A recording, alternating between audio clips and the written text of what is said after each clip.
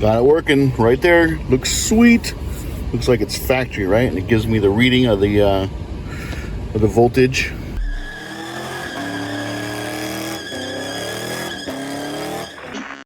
Working on the 4th gen 4Runner here. Wanted to add a, well, the center console, guys, this is the SR5 version of the vehicle.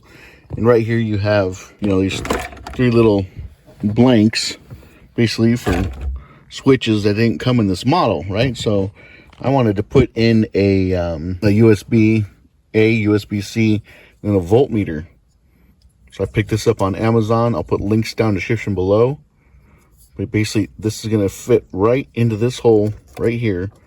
So charge her phones and also give us voltage readout.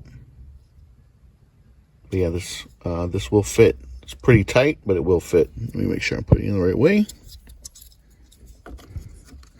Go like that.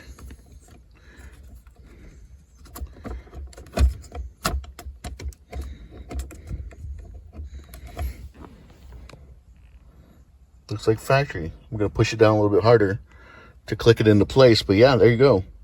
Looks pretty sweet. I just have to wire it in. Got it working right there. Looks sweet. Looks like it's factory, right? And it gives me the reading of the voltage coming from the alternator. This is wired right into the battery, fused.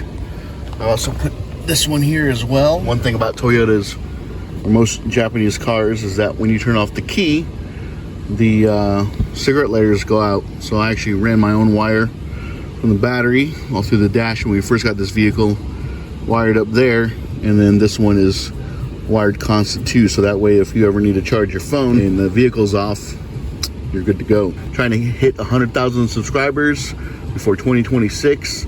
Please subscribe. It's totally free, and they should have called it follow, but there you go, guys, and I will talk to you guys later.